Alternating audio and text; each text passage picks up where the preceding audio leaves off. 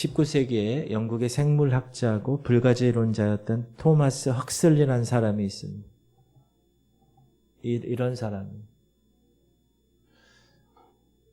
다윈의 불독이라고 적혀 있는데 진화론 주창자인 찰스 다윈의 불독이라는 별명을 가질 정도로 진화론을 신봉한 사람입니다.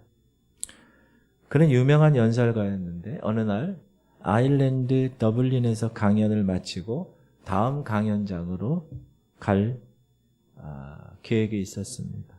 시간이 늦어졌어요.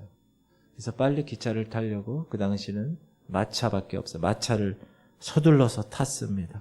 마차에 오르자마자 마부에게 이렇게 얘기합니다. 빨리 가시오. 빨리 달리시오. 마부는 그 말에 정말 빨리 마차를 몰았습니다. 근데 막 달려가고 있는데 마차가 기차역 반대로 가고 있다는 것을 알았습니다. 헉슬리는 마부에게 이렇게 얘기했습니다. 지금 어디로 가고 있는 것이오? 소리를 친 이 헉슬리의 대답에 마부는 선생님이 빨리 달리라고 해서 그냥 빨리 달려가고 있습니다. 라고 소리쳤다고 합니다. 사랑하는 성도님들, 오늘 우리의 시대가 바로 이런 시대가 아닌가 싶습니다. 모두들 바쁘게 살아가는, 열심히 살아가는, 새벽부터 저녁 때까지. 그런데 때로 이게 무엇을 위한 열심인가? 과연 이 삶이 어떤 삶인가? 한번 생각해 볼 때가 있습니다. 향방 없는 다름질, 허공치는 싸움, 내가 이렇게 달려가고 이렇게 싸우고 있는 것은 아닌가? 이런 생각이 들 때가 많습니다.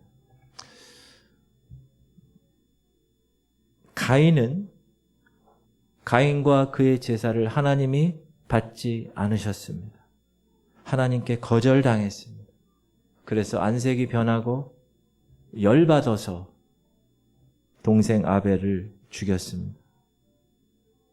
자신을 돌아봐야 했는데, 자신을 고쳐야 했는데, 그러기는커녕 자기보다 앞서 나가는 듯한 보이는 동생 아벨을 제거한 것입니다. 하나님은 가인을 그 시로 죽이실 수도 있었습니다. 그러나 죽음으로 다스리지 않으셨습니다. 대신에 땅이 기력을 잃어서 더 고생하며 더 유리하는 삶을 살도록 하셨습니다. 우리가 이 가인의 삶을 보면서 죄가 우리의 삶을 얼마나 망가뜨리는지 깨닫고 돌이켜 하나님께 순종하는 삶을 살도록 하기 위함인 것을 깨달을 수 있는 여러분 되시기를 주님의 이름으로 축복합니다. 그러나 하나님을 거절하고 하나님을 대항했던 사람들은 좀처럼 하나님께 다시 돌아오지 않습니다.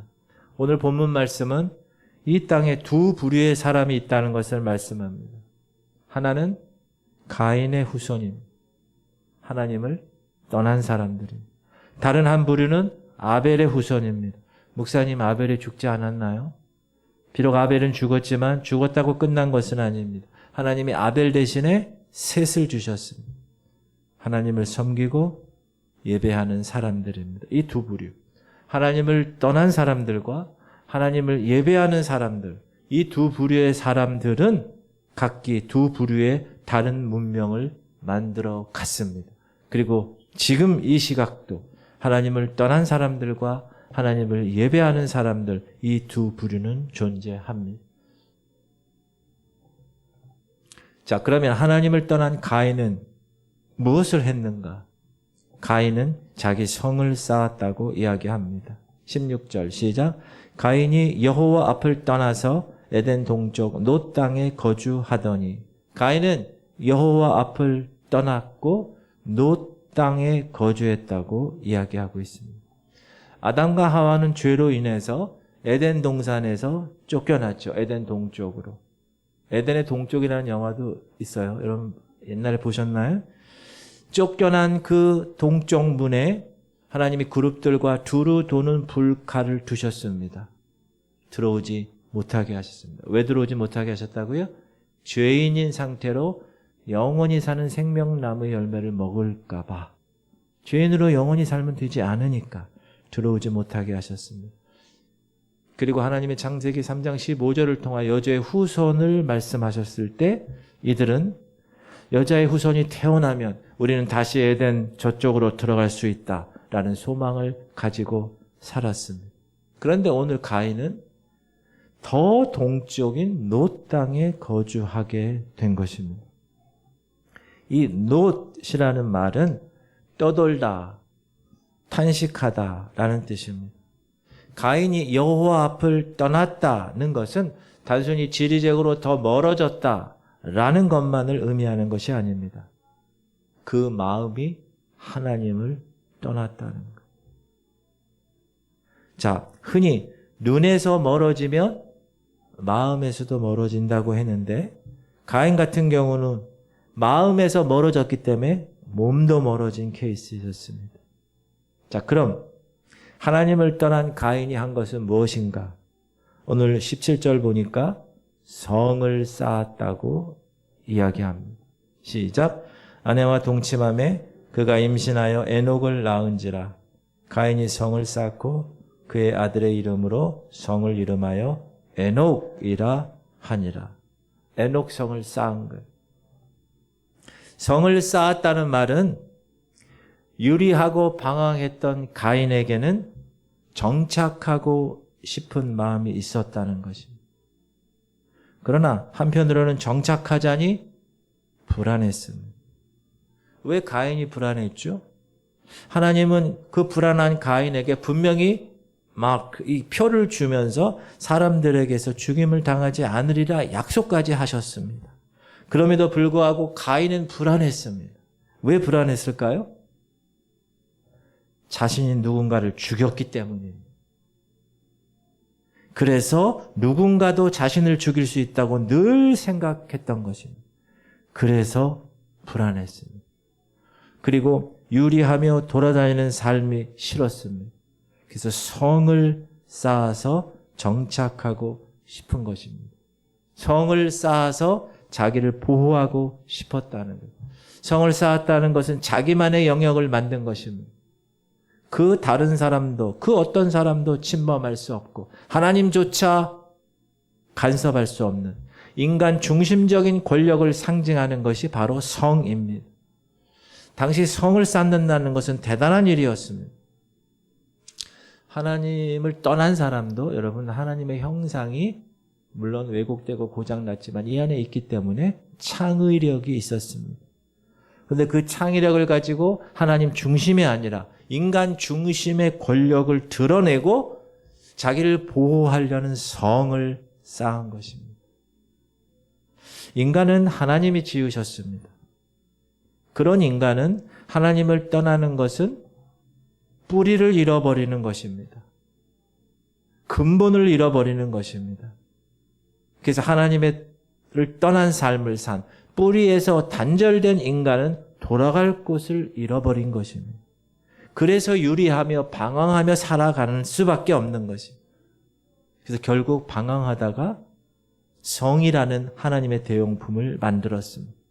성을 쌓고 그 안에 군림하고 그 안에서 큰 소리 치다가 그 안에서 죽는 것입니다.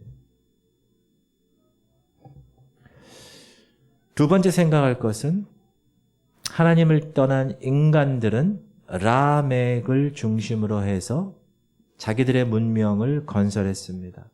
가인의 5대 손이 라멕입니다. 라멕이라는 말의 뜻은 강한 자, 정복자라는 의미입니다.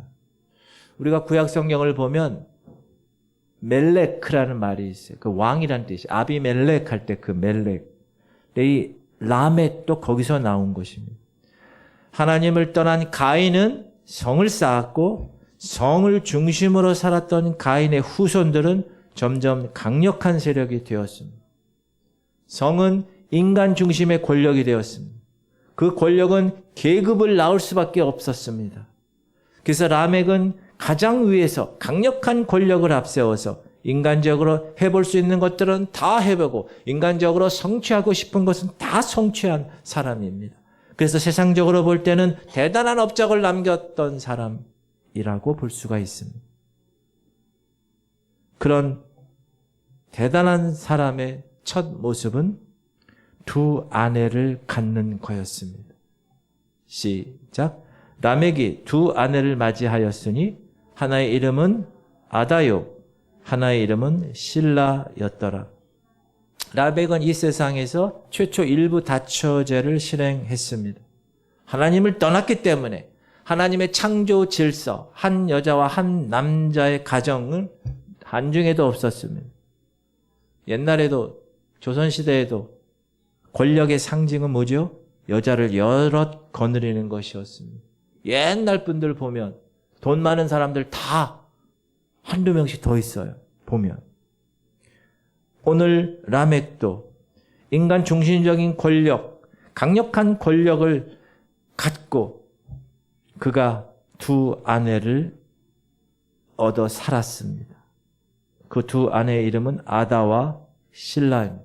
아다라는 말은 아름답다, 꾸민다, 즐겁다라는 뜻이고 실라라는 말은 그늘, 화려한 머리 치장으로 덮여있는 그늘이란 뜻임을 의미합니다. 그러니까 쉽게 말하면 당대 최고의 미인 그것도 두 명이나 차지했다라는 것입니다.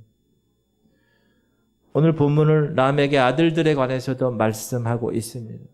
성경은 라멕의 아들 중 3명을 오늘 소개하는데 아다를 통해 낳은 아들 야발과 유발입니다.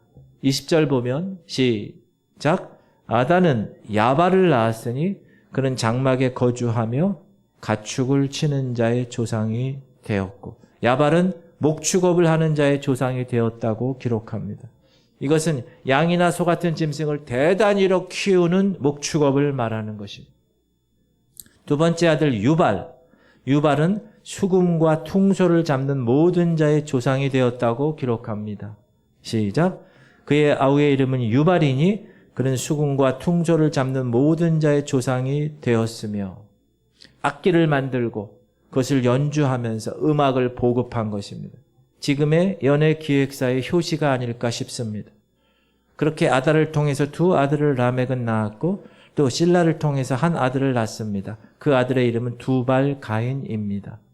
시작. 실라는 두발 가인을 낳았으니 그는 구리와 쇠로 여러 가지 기구를 만드는 자요 두발 가인의 누이는 나아마였더라. 두발 가인은 구리와 쇠로 여러 가지 기구를 만드는 자가 되었습니다. 청동기 문명, 철기 문명을 만든 사람입니다. 구리와 쇠로 농기구를 만들었습니다. 그것뿐만 아니라 무기도 만들었습니다. 이름이 두발 가인이라고 했습니다. 원래는 두발이 아닐까 싶습니다. 왜요? 다른 아들의 이름이 야발, 유발, 두발. 두발에게서 가인의 모습이 느껴져서 두발 가인이라고 한 것 같습니다. 자, 라멕은 이렇게 세상적으로 대성공을 거둔 사람입니다. 아들들을 통해서 목축업과 음악, 예술, 각종 금속기구를 만드는 산업을 일으켰습니다. 이것은 인류 문명의 발달에 큰 기여를 한 것입니다. 목축업을 통해서 생산성이 더욱 높아졌을 것이고 음악 예술을 통해서 쉼과 여흥을 통해 삶을 더욱 여유롭게 했을 것이고 발달한 기술을 통해서 만든 각종 기구는 보다 손쉽게 일을 할 수 있도록 했을 것입니다. 사실 여러분 이런 문명 자체는 중립적입니다. 어떤 문명은 선하고 어떤 문명은 악한 것이 없습니다. 중요한 것은 그 문명의 이기들을 어떤 목적을 위해서 어떻게 사용하느냐에 따라서 그 문명이 선의 도구도 될 수 있고 악의 도구도 될 수 있는 것입니다.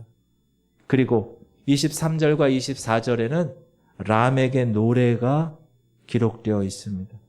이 노래는 성경 최초의 시입니다. 우리 한번 읽어보겠습니다. 시작.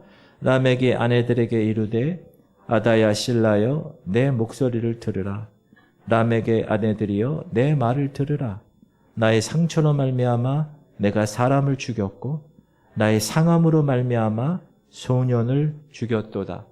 가인을 위하여는 벌이 7배일진데 라멕을 위하여는 벌이 77배이로다 하였노라. 사람들은 이 시를 칼의 노래라고 부릅니다. 자, 라멕은 이 시에서 뭐라 그래요?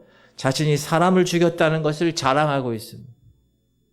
자신에게 상처를 준 사람을 죽였다는 거예요. 비록 소년일지라도 자신에게 손찌검하면 죽여버리겠다는 말입니다. 쉽게 말하면 나 이런 놈이니까 까불지 말라는 겁니다.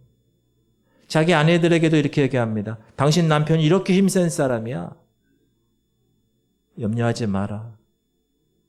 아무 이유 없이 아벨을 죽인 가인을 죽인 자에게는 벌을 7배나 내린다면 자신은 상처 준 자를 죽인 일종의 정당방위니까 자신을 죽인 자에게는 벌이 77배로 내릴 것이라고 얘기합니다. 이 말은 뭐죠? 나는 나 자신을 완벽하게 보호할 힘이 있으니 보복은 꿈에도 생각하지 말라라는 뜻이에요. 여러분, 라멕의 이 시를 보면서 어떤 생각이 드십니까? 지금 이 세상에 사람들의 모습이 떠오르지 않습니까?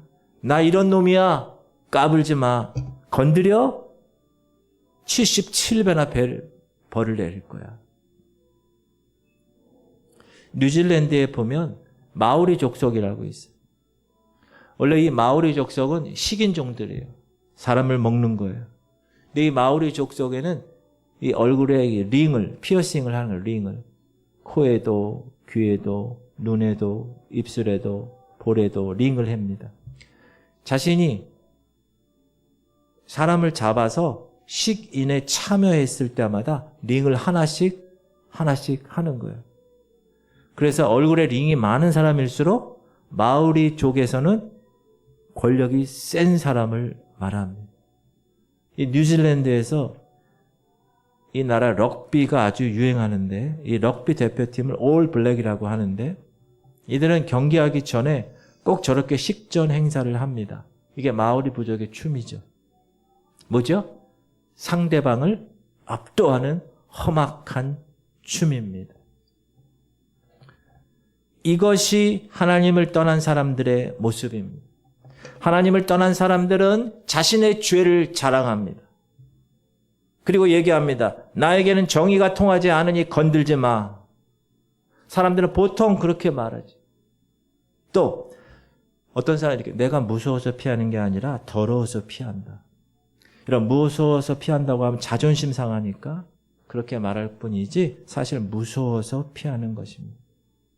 하나님을 떠난 사람들은 믿을 것이 누구밖에 없어요? 자기밖에 없어요. 이렇게 죄를 자랑하면서까지 사람에게 겁을 지는 이유가 뭡니까? 그 마음 가운데 불안감이 그만큼 크기 때문에 그렇습니다. 하나님을 떠난 사람들이 만들어내는 문명은 그것이 대단히 크고 놀라운 것이라고 보일지라도 악하게 사용할 수밖에 없습니다. 그래서 하나님께서 하나님의 떠난 인간의 악함을 제어하시고 통제하시려고 국가라는 공권력을 주신 것입니다. 물론 국가라는 공권력도 타락할 수 있어요. 그러나 개인적인 보복으로 인해서 모두 망하는 길을 막으신 것입니다. 사랑하는 성도님들, 세상의 풍조에 미혹되어서 자기 성을 쌓고 힘과 권력을 자신을 위해서 사용하는 문명에 동조해서는 안 됩니다. 왜요? 그것은 하나님을 떠난 사람들이 만든 문명이기 때문에 그렇습니다. 세 번째 생각할 것은 셋과 에노스는 하나님을 예배하는 문명을 만들었습니다. 하나님께서 아담과 하와에게 아벨을 대신해서 아들을 주셨습니다. 누구죠? 셋입니다. 25절 시작. 아담이 다시 자기 아내와 동침하매 그가 아들을 낳아 그의 이름을 셋이라 하였으니 이는 하나님이 내게 가인이 죽인 아벨 대신에 다른 씨를 주셨다 함이며 이 셋이란 이름은 대신하여 자리 잡다라는 뜻입니다. 하나님을 섬기던 아벨을 대신한 선물을 주신 것입니다. 그리고 그 셋도 아들을 낳았습니다. 그 이름이 에노스라고 기록됐습니다. 시작. 셋도 아들을 낳고 그의 이름을 에노스라 하였습니다. 이 에노스라는 뜻은 약한 자라는 뜻입니다.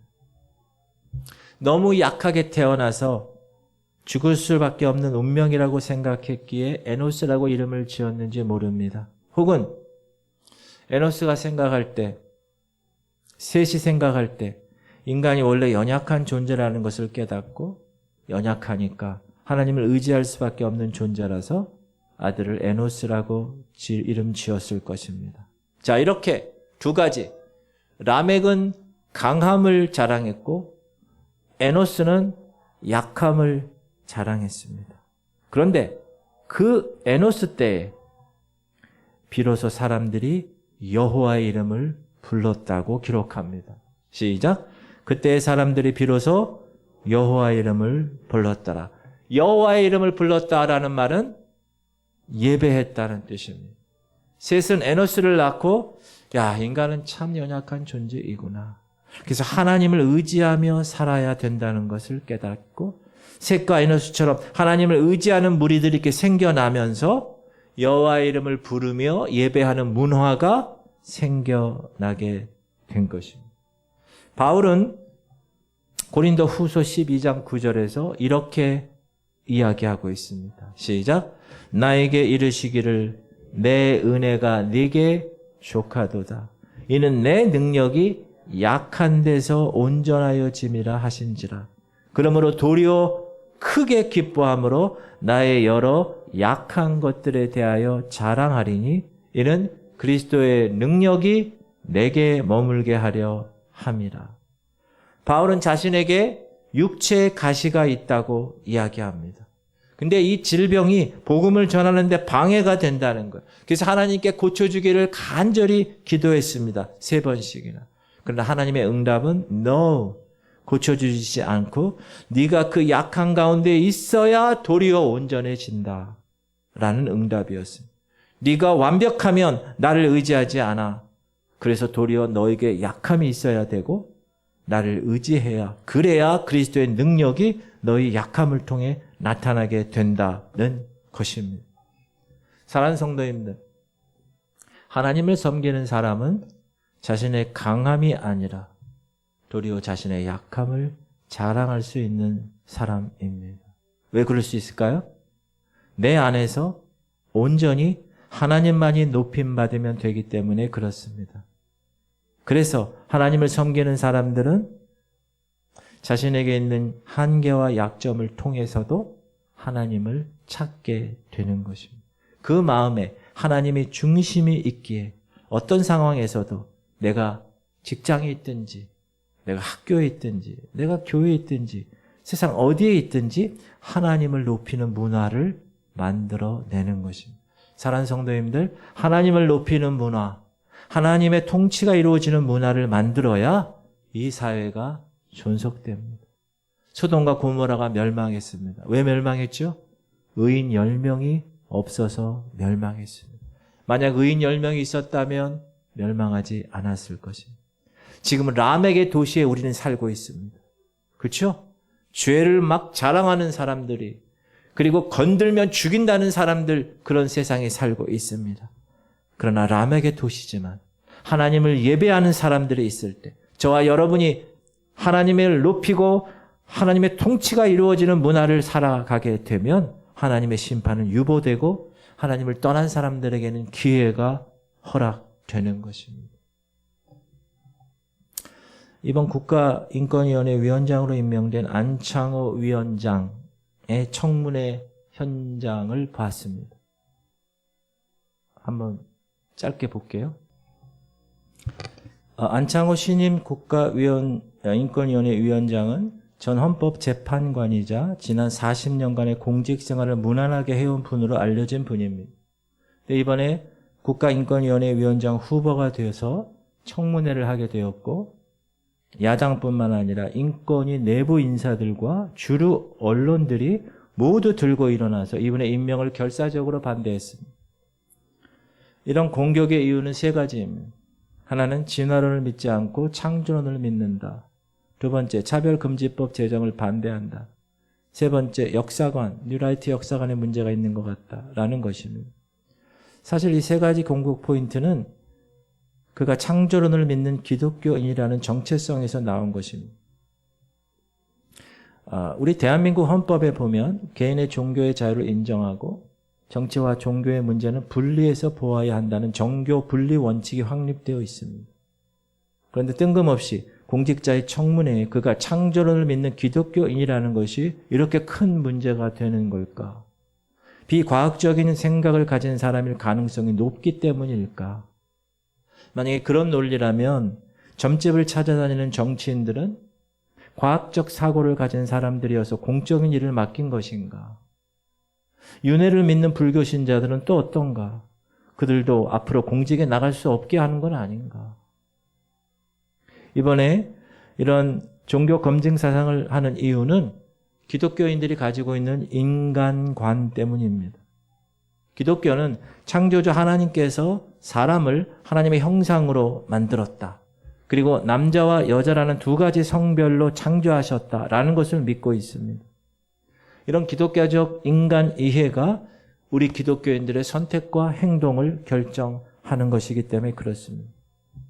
그런데 지금까지 국가인권위원회라는 곳은 인간은 진화한 존재고 인간의 성은 태어날 때부터 정해지는 것이 아니라 개인이 자신의 성별 정체성과 성적 지향을 결정할 수 있다는 진화론적 세계관의 영향을 받은 사람들의 주 무대였기 때문에 그렇습니다. 이번 청문회에서 창조론을 믿는 기독교인이라는 사실이 그토록 엄청난 공격의 빌미가 된 이유가 바로 그것입니다. 그리고 또 더 나아가서 이것은 차별금지법 제정 문제와도 긴밀히 연결되어 있습니다. 지금까지 국가인권위원회는 좌파 정당들과 더불어 줄기차게 차별금지법, 평등법 제정을 주장해 왔습니다. 이 차별금지법은 지금까지 사회적으로 부정적인 인식을 받아온 성소수자들의 성행위를 정상적으로 인정하고 차별하지 않아야 되고 심지어 아이들에게조차 원하기만 하면 수십 가지 성별 중에서 아무 것이나 스스로 결정할 수 있다고 교육하려는 의도를 가지고 추진해 왔던 일입니다. 이 차별금지법은 삶의 모든 영역에서 개인의 표현, 양심의 자유 등을 정부가 규제할 수 있게 해서 대다수 국민들의 기본권을 심각하게 침해할 것이기 때문에 우리 기독교는 경계하고 있다는 사실입니다. 성소수자 인권 때문에 대다수 국민의 인권이 역차별당할 수 있다는 우려 때문에 지금도 많은 법률 전문가들이 반대하고 있습니다. 지금 미국은 더합니다. 미국은 모든 주에서 동성애법이 통과됐고 특별히 우리 한인교회 목회자들도 지금 놀라운 싸움을 하고 있습니다. 영적 싸움을.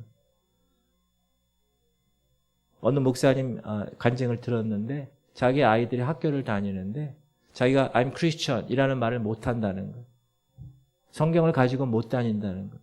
그런데 바로 옆에 이슬람 학생은 자기가 이슬람 신자라고 얘기할 수 있다는 거예요. 그리고 이슬람 코란을 갖고 왔다는 거예요. 허용됐다는 거예요. 소수자들을 보호한다는 그 명목이 오히려 대다수의 사람들의 주권을 역차별할 수 있다는 우려가 있다. 이제 조금 있으면 우리나라가 더 구체적으로 될 것입니다. 사랑하는 성도님들, 진정한 하나님의 사람은, 진정한 하나님을 높이는 사람은 신학교를 나와 전도사를 한 사람도 아니에요. 아까 그 청문회에서 질문한 사람이 첫 번째 사람이 지질학과를 나오고 미국에서 신학과를 졸업한 사람이에요. 그런데 묻는 거예요. 당신 진화론을 어떻게 생각합니까? 뭐라 그래요? 진화론과 창조론 두 가지를 다 가르쳐야 된다 생각합니다. 이렇게 얘기하잖아요. 그러니까 이분이 이러는 거예요. 나도 학교에서 진화론을 가르쳐서 그렇게 믿기 때문에 질문합니다. 이렇게 얘기하는 거예요. 자기가 자기 이야기를 하는 거예요. 믿는다고 그래요. 진화론을 믿는다고 자기가 본인이 얘기하잖아. 그거는 팩트가 아니고 과학이 아니라 그냥 신념이에요. 진화론. 말도 안 되는. 그래서 신학교를 나와 전도사 한 사람도 아니고 또 그 두 번째 그 국회의원은 목사 아들이에요. 질문한 사람은. 목사 아들로 태어난 사람도 진정한 하나님의 사람, 진정한 하나님을 높이는 사람이 아니고 어디 있든지 무엇을 하든지 하나님의 주권을 인정하고 하나님의 창조를 선포하고 성경의 말씀을 하나님의 말씀으로 믿고 성경에서 동성애가 죄라고 하면 죄라고 말할 수 있는 사람, 그 사람이 진정한 하나님의 사랑이고 하나님의 사람을 높이는 사람이라고 저는 생각을 합니다. 여러분, 세상이 이렇게 지금 되어가고 있다는 걸 여러분이 꼭 직시하셔야 돼요. 우물안 개구리가 되면 되지 않고 세상이 점점 더해질 것입니다. 기독교인에 대한 핍박이 더할 것입니다. 손가락질하고 더 멸시하고 이제 추석 연휴 때 여러분 믿지 않는 여러분 친척 가족들이 여러분을 더 손가락질할 수 있습니다. 그럼에도 불구하고 우리는 말씀대로 사는 사람임을 선포합니다. 하나님의 말씀이 그렇게 한다면 그렇게 선포할 수 있어야 돼요. 차별금지법이 여러분 통과되잖아요? 그럼 제가 여기서 동성애는 죄입니다 얘기하면 어떻게 돼요? 감옥에 가는 거예요. 지금 미국은 그래서 감옥 가는 목사들이 많아요. 그 목사들이 이제 동성애를 옹호하는 발언을 하게 되는 거예요. 한인교회도 마찬가지예요. 한인교회에서 교단에서 동성애를 옹호하게 정해졌어요. 그러니까 그 밑에 있는 목사들이 그 교단을 떠나지를 못해요. 왜 떠나지 못하는가? 탈퇴하지 못하는가 물어봤더니 연금 때문에 그렇다. 먹고 살려고. 그런 시대가 되었습니다. 사랑하는 성도님들, 오늘 우리는 두 부류의 문명과 그 문명을 따르는 사람들을 보았습니다. 하나님을 떠난 자들, 자기 높이는 문명을 만들었어요. 하나님을 의지하는 자들, 하나님을 예배하는 문명을 만들었습니다. 예수님은 그 열매를 보고 그 나무를 안다고 말씀하셨어요. 사랑하는 성도님들, 혹시 강하고 높아야만 살아남는다고 스스로에게, 자녀들에게 가르치고 있지는 않습니까? 결코 하나님을 떠난 문명을 따라서는 되지 않습니다. 왜요? 결국은 멸망이기 때문에 그렇습니다. 바라기는 우리 자신이 연약하기에 하나님을 찾고 하나님을 의지함으로 내 안에 계신 하나님의 능력으로 이 험악한 세상에 살아갈 수 있다는 신념과 믿음을 가지고 그렇게 사실 수 있기를 주님의 이름으로 축복합니다. 지구촌 공동체가 삶의 전 영역에서 하나님을 의지하는 삶, 하나님을 예배하는 삶, 그런 좋은 전통, 그걸 여러분 자녀들에게도 남겨줄 수 있는 부모들 다 되시기를 주님의 이름으로 축복합니다. 우리 통성으로 한번 기도할 때